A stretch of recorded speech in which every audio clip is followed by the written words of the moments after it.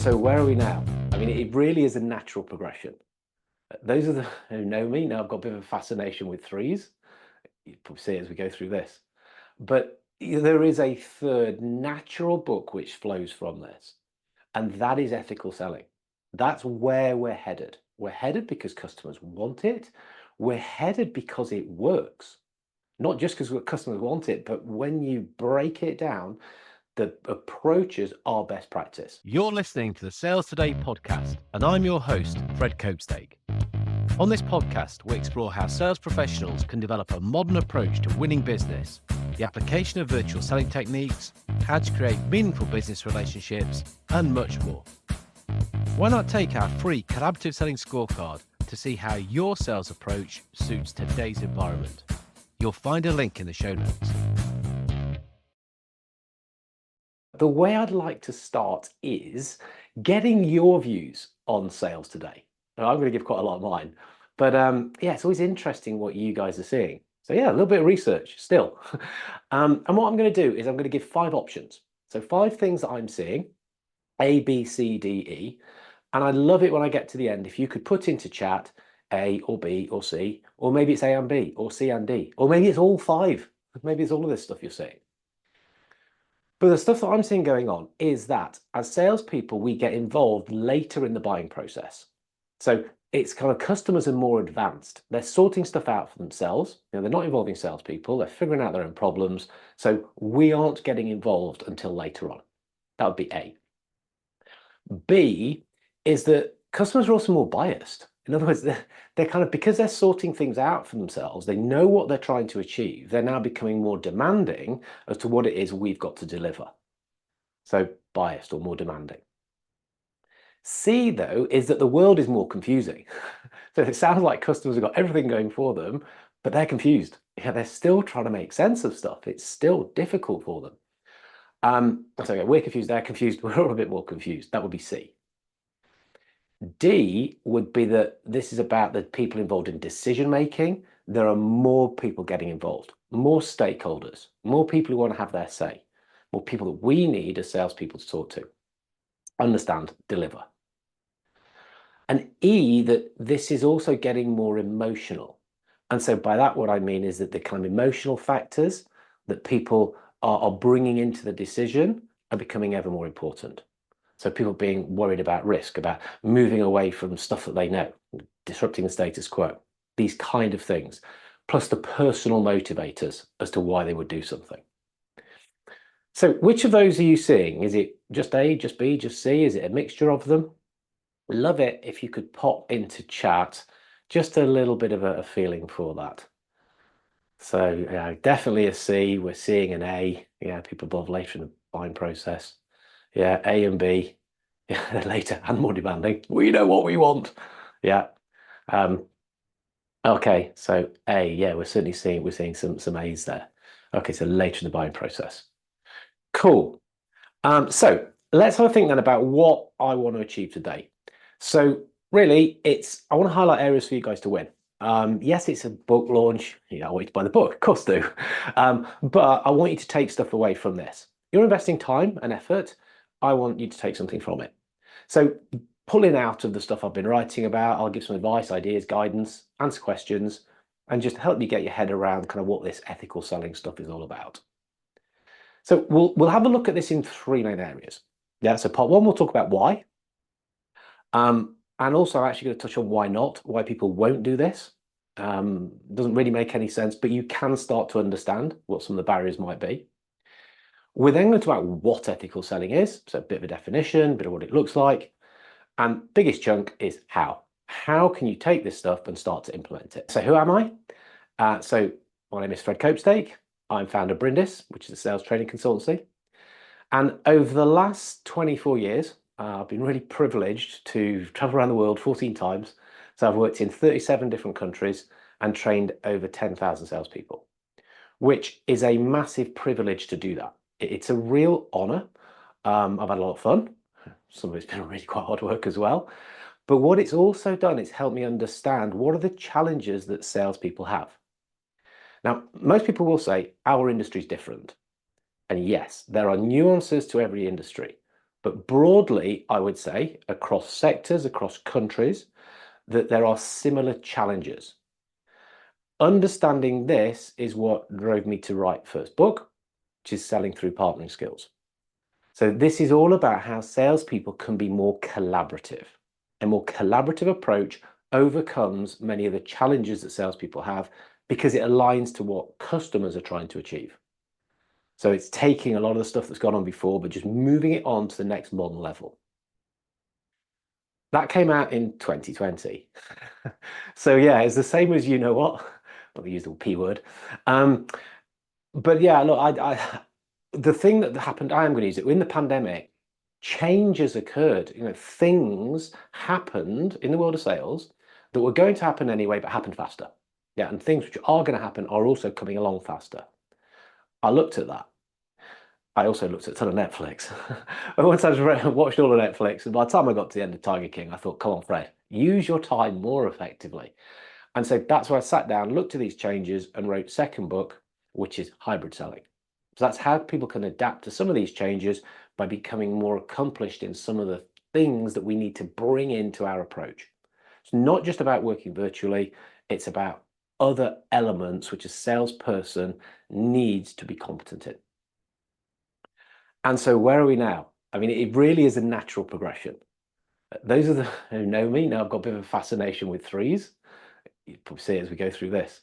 But there is a third natural book which flows from this, and that is ethical selling. That's where we're headed. We're headed because customers want it. We're headed because it works. Not just because customers want it, but when you break it down, the approaches are best practice. So again, introduce myself really. If you need the short version, it's all about having good people doing good things in a good way. Read that on different levels. So it could be competent salespeople who achieve their results because they follow a process. Could be that. It goes deeper. It's about having inherently decent folk who are achieving things and having an impact and making a difference because of the way that they approach how they're trying to do these things. And so that is why the natural step has been into ethical selling. So, okay, I told you we're going to cover sort of three main parts. And I kind of went with this. Why would somebody not get involved in ethical selling? And well, the way that I would kind of explain this is what we call the Goldilocks dilemma. So, Goldilocks and three bears, goes and eats the porridge, too hot, too cold, just right. The way that translates into ethical selling is that some people might think it's too hard. Now, it's too difficult to do to get your head around. It's too expensive. We need new processes. It's going to involve a ton of change. We have to train people. We're starting from scratch. We're doing new things. Again, you'll see that I'm going to bust that myth. The other reason would be that it's too soft. And the way it kind of comes across is that, well, that means we're going to become very passive. We're going to be unassertive. We're going to become like pushovers.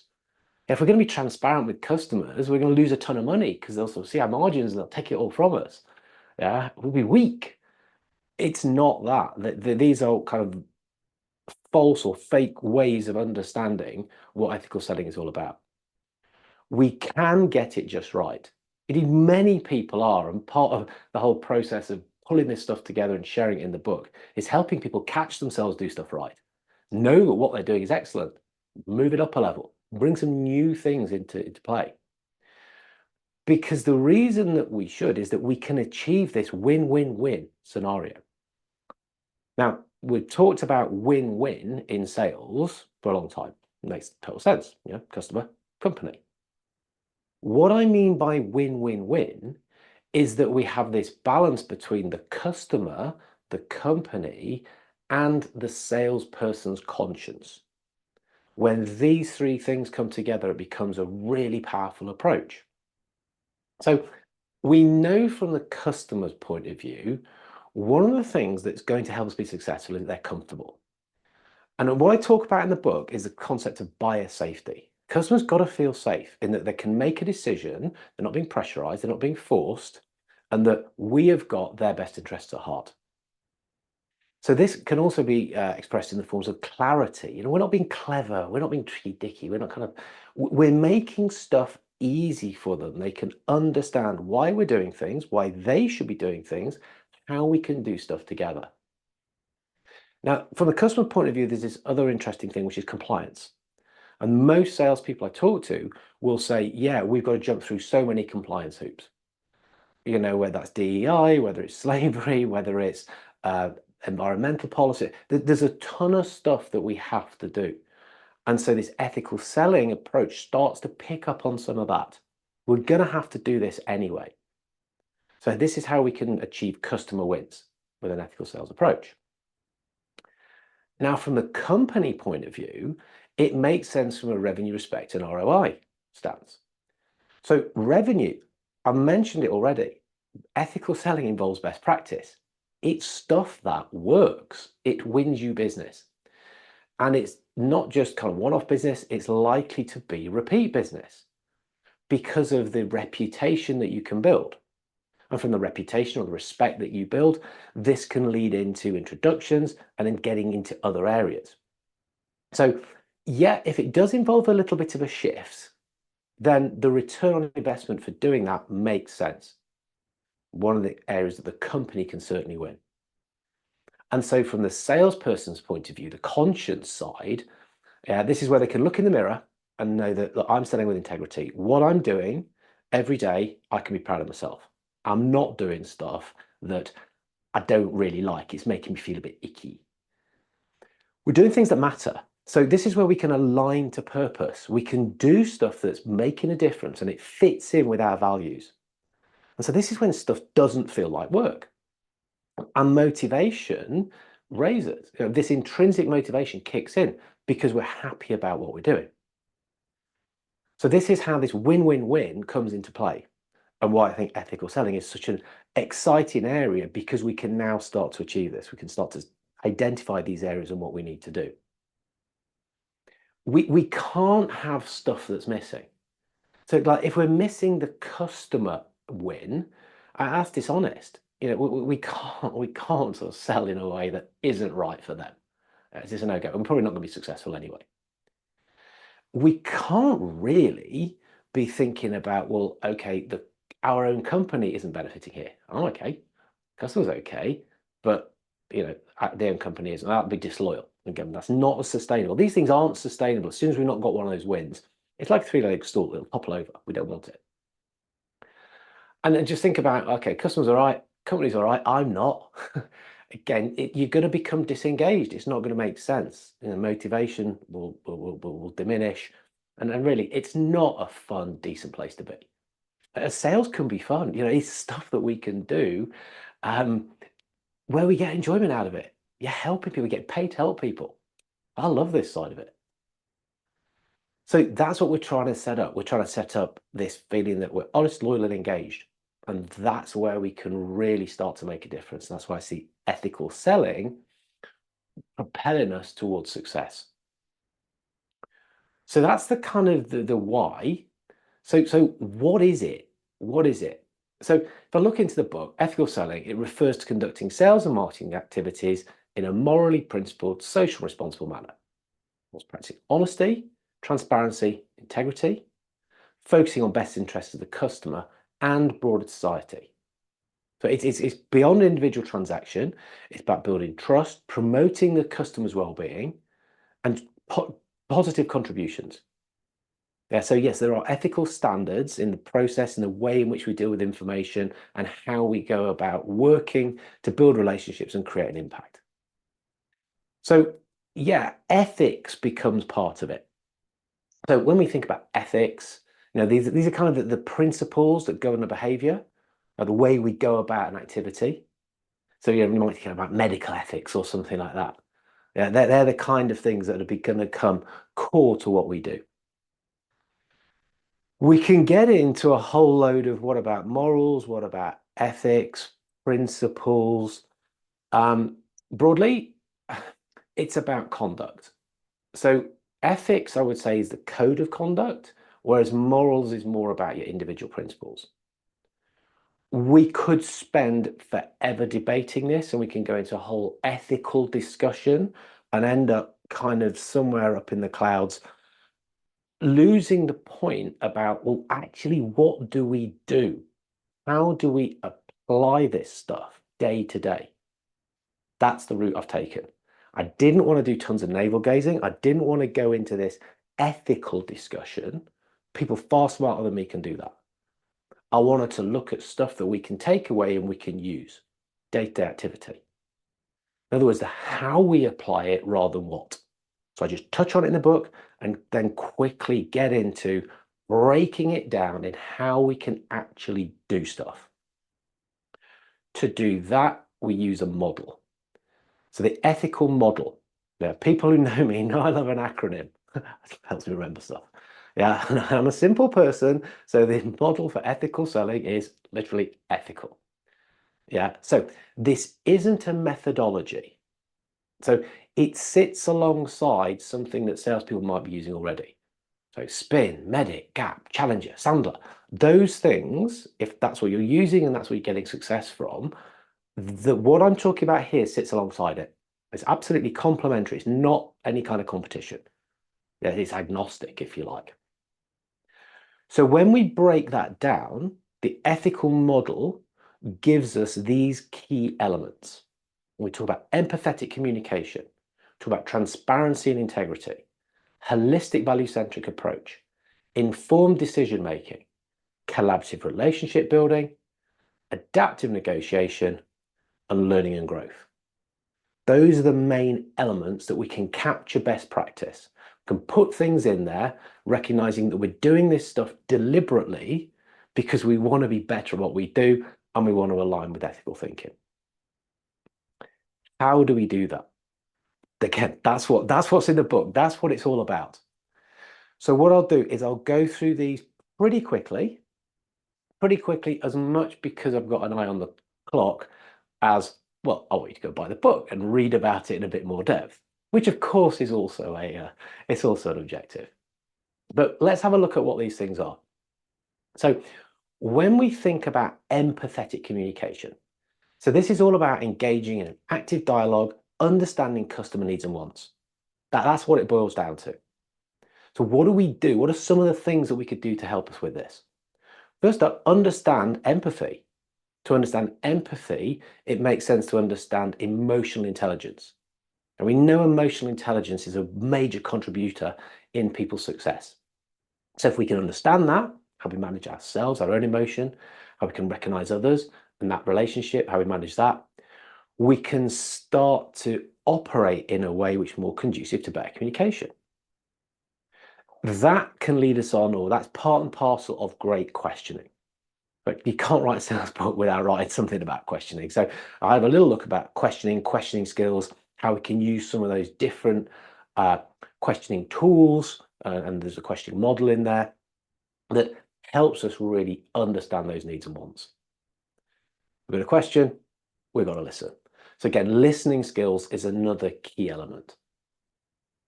One of the things I set out to do is keep things simple, help people recognize some of the stuff that they're doing already or that's quite simple to implement. Again, didn't want to make this so complex, so advanced that it was unobtainable. And this is for all salespeople, has to be.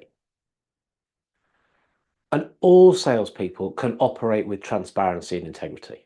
So this is about being honest, it's about clear, it's about giving accurate information. Yeah, doing what we say we're going to do.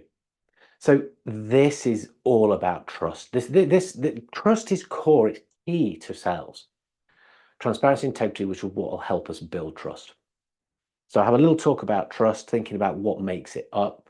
And a lot of that is to do with orientation. If you're doing everything for your own purpose, your own reason, it's less likely you can build trust than if you're doing things with the other party's best interest at heart. That's the long and short of it. That's what the trusted advisors write about in their book, Harvard Business Professors. And there's things that we can do. Now, I'm not going to talk about transparency and not mention Todd Capone. Yeah, I had the joy of talking to Todd a couple of times on the podcast, and he talked to me about this concept of leading with a flaw. The first time he said that, I was like, what? Yeah, if you're not great at something, tell somebody. Well, yeah, we're not good at this. So if this is the most important thing for you, then we're probably not the best people. But if this, and this are, well, actually, we would be very much best option. So point out the stuff that if it's not right, help somebody find out a new way. So hats off to him. It's a brilliant book, Transparency Sale. I pick up on some of that. One of the things I've done in the book is that these are not all my ideas. If I'm seeing great stuff, I want to pull it in and I want to share that to as many people as possible because there's some excellent sales thinkers out there. I'm very lucky to have talked to a number of them. Another of them I talked to, Tom Williams, really helped me start to understand mutual action plans. He'll hate me saying that. He'll say, Fred, it's outcome enablement plan. And he's right, because we sell outcomes. That's what we do as salespeople. And if we can demonstrate to the customer, that's the outcome that we have understood that you want, and here are the things, here are the steps that we're going to have to do, starting from now, to get you there. Yeah. So we would tend to call mutual action plan, outcome enablement plan. I don't really mind. I just don't really like close plan. That's a bit too self-centered. But using these to give clear information of how we get to where the customer wants, fantastic tool.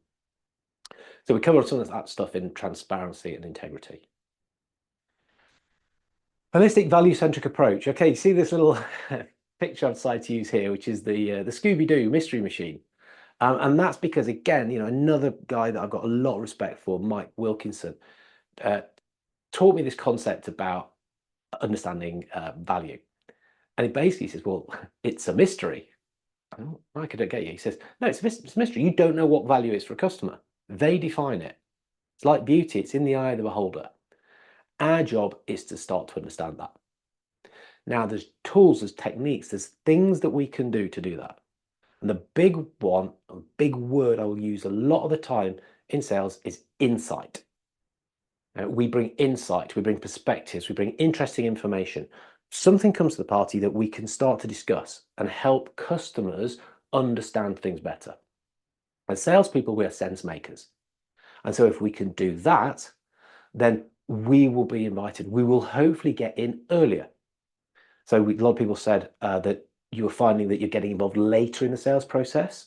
We can get invited earlier in if we're considered the kind of person that brings something to the party and we help them think. Now we live in an age where we have so much access to information that can help us generate those perspectives. Access to information in sales is really important. Customers got access to tons. We become a walking website. If we're just turning up to share information about our stuff, that is when we're not going to be interesting. But if we're bringing something where we're going to help them think, then we're invited. So using artificial intelligence to stimulate our thinking, help us to get our ideas aligned and something that's interesting to kickstart those conversations is a very smart way of working. And it's stuff that I'll talk about in the book. And it's one that is developing so much at pace. I'll often ask salespeople, are you using it? Some people are still saying no, and I'd say you want to get on board pretty fast to help your thinking. And not to do the selling for you, don't get me wrong on that one. Do not get me wrong on that one. Yeah, AI for thinking, humans for talking. Simple way of thinking about it. But that's kind of my opinion on those at the moment. Helps us move on then to this next element, which is about informed decision making. So here what we're doing is ensuring customers can make the right decisions with the right information and we respect their autonomy. So again, another great thinker, Simon Bowen, introduced me to this concept of buyer safety. Simon was good enough to write the foreword for the book as well. And he has this wonderful way of helping customers understand stuff in the way you present information. But buyer safety is a key element that should be front of mind for all of us in the way we work. And for me, it starts right at the very beginning. So this starts with qualification. Now, it does take two to tango. And so working out where the best opportunities are, who we should be working with, because we can make a difference and because they're going to work with us in a certain way, makes a lot of sense.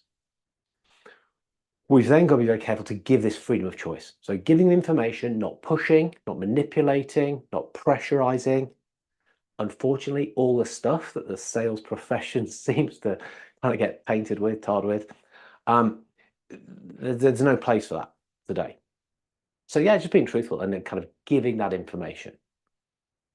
And so to help us with that, we think about how do we build relationships collaboratively? A collaborative relationship building. Essentially what I wrote the first book about.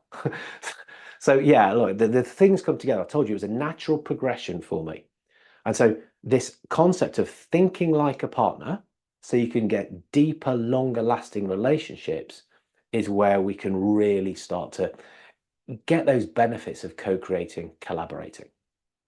So concept in the book is of PQ. So I've talked about IQ, that's emotional intelligence. PQ are partnering skills, like the lesser known cousin of IQ and EQ. And when I came across these, I sort of saw these and thought, well, every salesperson needs that. This isn't just for partner managers. This isn't just people working in channel. Everybody could look at these 6 elements and think, you know what? That should become the way I operate. And so those were built into the value framework. That's core to the book. And that is what the majority of the training I deliver is now based around. It takes people through how to do this stuff. And so thinking about how we can move on, the other element or another element that I want to talk about was adaptive negotiation. Adaptive negotiation. So this is about approaching negotiations ethically and being flexible to drive those win-win outcomes. So why adaptive? So adaptive was to do with how do we make changes in micro moments. Again, it's another term that I've taken from someone I've had pleasure to work with, Philip Brown. The micro moments that when they happen, we can recognize, and by the response that we give, it helps us chart our path, the pathway to results, pathway to success. So this adaptive way of using what we're seeing and how we can respond is where success will lie. In the book, what I talk about is principled negotiation, so the Harvard stuff that's been around a long time, but also you're not really involved in sales if you haven't noticed that Chris Voss stuff is starting to become very, very popular. I have an opinion on use of crisis tactics or crisis negotiation tactics in the commercial world. I think sometimes it's excellent. Sometimes I have a bit of a problem with it. Okay, we will have an opinion. But there's definitely stuff that we can use and bring into play so that we can do the very best thing in our negotiations, which is ultimately trying to get an agreement. And we're not discussing stuff if we don't want to agree. So with our customers. So that's what we look at in this adaptive negotiation style. All of this comes together in the modern sales professional is all about learning and growth. Continuous learning, continuous development, growth mindset to stay informed and improve. So Carol Dweck talks about this growth mindset rather than this fixed, I'm not going to change, I can't do anything different way of operating. Fortunately, I see that still. I see less, maybe because there's less salespeople around that are like that. Maybe it's because I'm lucky I can be a bit pickier. But there isn't a great future for somebody who's going to stay stuck back in the way that they've always done stuff. Things are changing at pace. Another thing I talk about is Dunning-Kruger. So the confidence against competence curve, where we know that some people haven't got a great deal of competence, but they're incredibly confident. That's referred to as the peak amount stupidity. Yeah, we see some of that. I think I might have been a poster child for that at some stage. Maybe still am sometimes. But knowing that actually, we don't really know everything, that can give us a bit of a downer. But just recognizing there's so much more that we can take on and we can use and we can continue to get better. That is a very fast fly through ethical selling and its component parts. Who's this? Who is this that I have just put onto screen? Who have we got there? I might be showing my age by picking this character, but who have we got? Okay, so I've seen one. Oh, right, okay. So I've got Columbo and somebody's already jumped. Hey, I like it. I like the fact that you're anticipating where I'm going with this. What's he famous for? One last thing. One last thing. Just one more thing. That was what he used to say when he's solving the murder. People think they've got away with it. No, no, because this guy's super smart. So there is one last thing. And that's something else that I want to launch today or want to just raise people's awareness of. So it's not a sales pitch, it's just something that this is happening, it's on the horizon, but we're kind of just getting people aware of it now. And this is the Institute of Ethical Selling.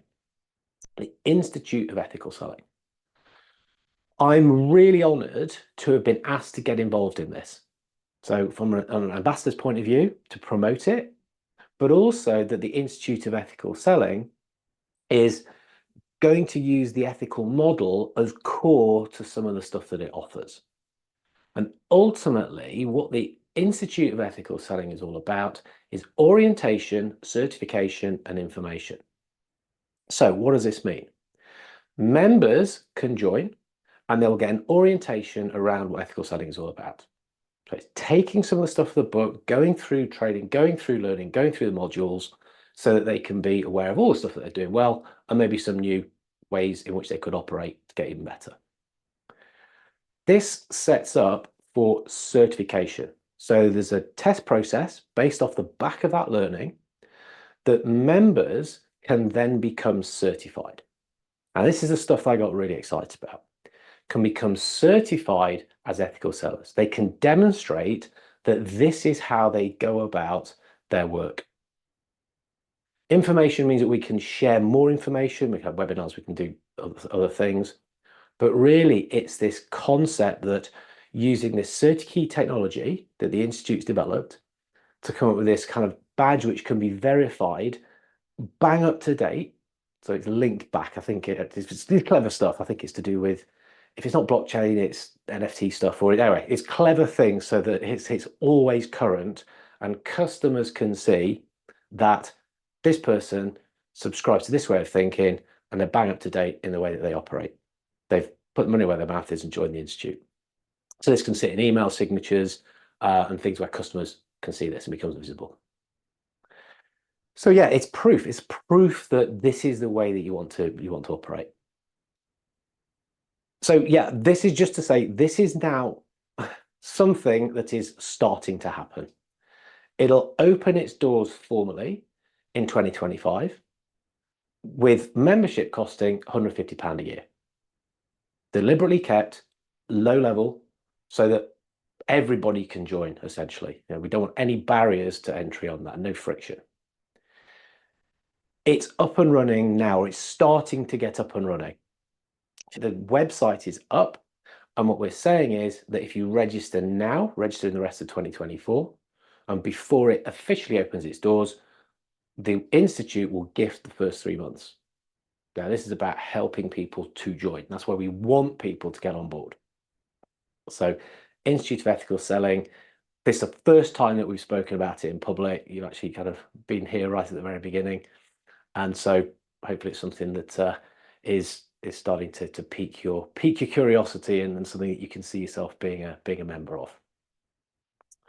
So yeah, as I said, this is where we're at now. This is where I'm at now. I like to think this is where sales is at now.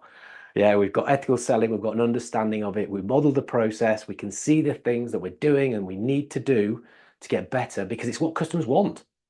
And it's what's going to win us business. And the Institute provides a place where we can start to capture that, and the people who do subscribe to this way of working can hang out together. Is it for everybody? Probably not. They won't be here. I know I'm probably speaking to the converted, yeah. But I think it's really interesting where sales has come from. Where sales has come from. So yeah, I mean, when I say where we come from, so I mean, just if I start to finish up, and I've seen a question there that I'll answer, but as I start to finish up, actually no, I'll go back. So the question I've seen is, besides the badge, are there other benefits to being a member of the Institute? Yeah, so badge, which is to identify that this is who you are, what you do, and how you've gone through the training. The idea is to have regular, so at least once per month, probably more often, webinars, panels, expert discussions things which are keeping, learning and growth is one of the elements of ethical sales. So giving people that opportunity to keep the saw sharp. Yeah.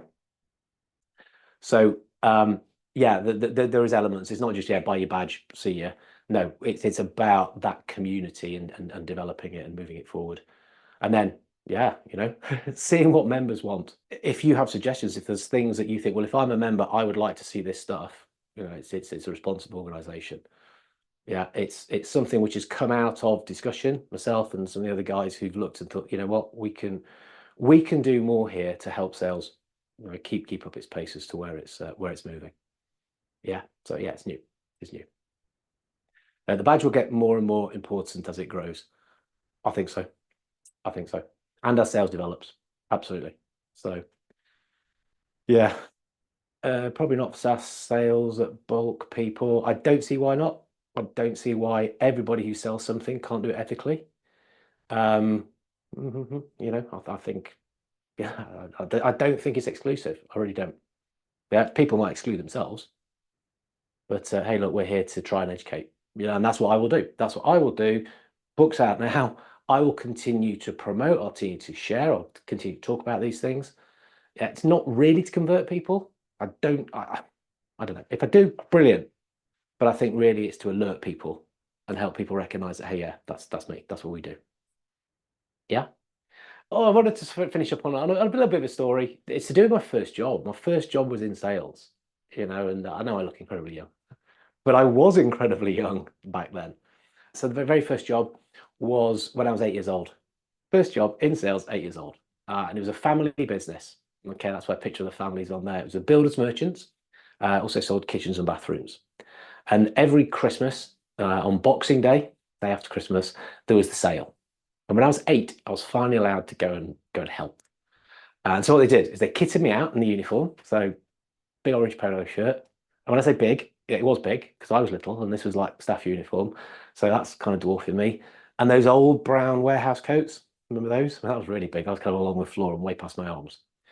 And what they did is they put me in the tile store. Okay, so the tile store, which was picture, this is in an old Victorian watermill. So yeah, this is big blocks of stone made it up. So it's December. I'm still cold with these massive clothes on. But what I'm doing is I'm talking to people. I'm talking to people and I'm helping them to pick stuff, the tiles that they needed. I'm just having conversations.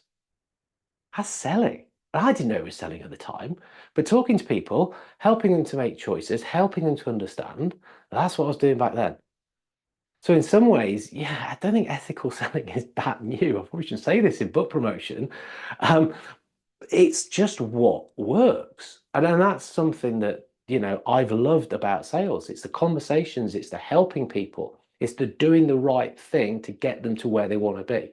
And I think maybe we have lost track of that somewhere along the line. I don't know if any of you, I think we're all, if we're not connected on LinkedIn, please connect with me. If you are, you'll saw I use this picture today, which it actually made me a bit emotional. Not with the excitement of writing the book, but by the fact that it just made me think of the last launch. And the last launch was when we just lost my mother. And I realized it was 3 years ago yesterday. And so, yeah, I kind of thought, okay, it's a bit of a tough one today. But, I'm hoping that really this is something that I am now in a position where I'm doing the right stuff and helping other people to do that. So yeah, it means quite a lot to me, this. And so I want it to fly. I want it to fly. And part of that is that reviews, Amazon loves reviews. So offer now to you is if you buy the book and you write a review for it, screenshot it and send it to me. Just send it on LinkedIn or send it via email. I will then offer you a free coaching call. Yeah, my little thank you. You basically, I'm asking you to help me. Yeah, so if you're helping me, hopefully I can help you. Coaching call around ethical sales or whatever it is that you want to speak about. Yeah, I want to give it a nudge, and that would be something that would help me immeasurably. And I'm not afraid to ask. So, yeah, little offer for that. Link to the Institute of Ethical Selling will come with the recording as well. So That's where I wanted to get to, unless there are any other questions. Any other questions? We've covered that there is the print version available. That's my little offer about coaching session as a swapsy for a review to give Amazon its little nudge and put it out to more people. So I wanted this to be short and sweet, get the message out. The book is there. You can help me nudge it. The Institute of Ethical Selling is on the horizon. We will start to enroll with the offer of people who put their hands up and say, hey, this is me. I want to get involved. Okay, well, yeah, you deserve reward for being that kind of person that does that. That's exactly who we want to be working with. If you've got any questions, connect on LinkedIn. I'm here to promote this. I'm here to help people understand how to do this. If you want to share this with people as well, please do. It'll be awesome. Thank you for listening to the Sales Today podcast with me, your host, Fred Copestake. I hope you've enjoyed what you heard today. If you did, please get in touch and hit subscribe. And remember, you can take the Collaborative Selling Scorecard for free to check out how your sales approach works in today's environment. You'll find it in the show notes.